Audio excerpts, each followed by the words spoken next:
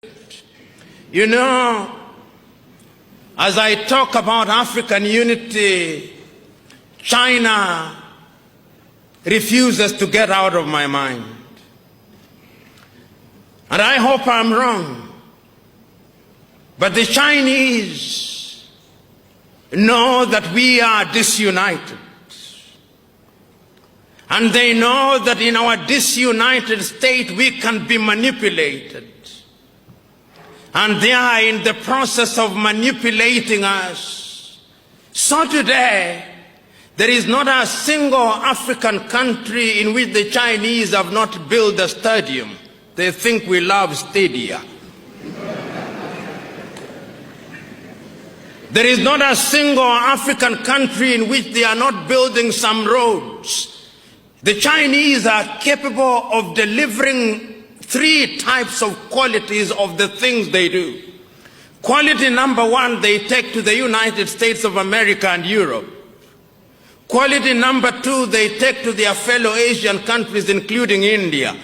Quality number three, which is at the very bottom, they dump in Africa, and the Africans consume them gleefully.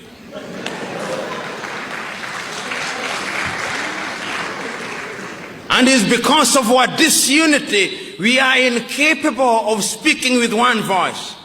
You know, many times when I look at Ghana, the Ghanaian president, whom I respect, is invited to Beijing to negotiate with Beijing, as indeed the Kenyan president would be, and the Burundi president, to negotiate with Beijing on a bilateral basis.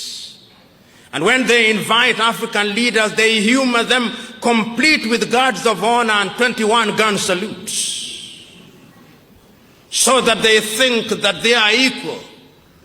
But the Ghanaian economy's GDP is possibly 1/3 of the GDP of the city of Beijing. The Burundian economy is only $2 billion United States dollars, which is the same amount that an American professional boxer earns in 1 year. The economy of Benin is smaller than Coca-Cola's advertising budget for 1 year. In other words, African economies are Mickey Mouse economies which cannot compete. And because we are disunited, we are incapable of moving as one unit. The European Union wants to have what they call bilateral negotiations with Benin.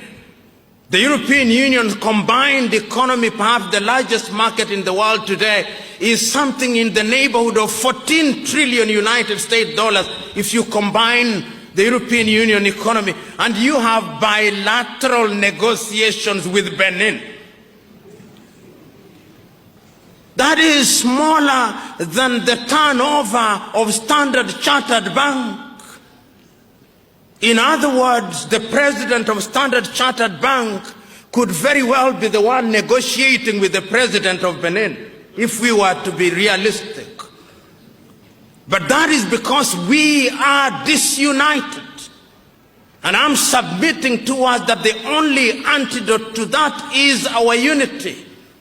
I know, as I said yesterday, that there are already efforts to move Africa in the direction of unity at the economic front, but the suspicions in Africa are too great.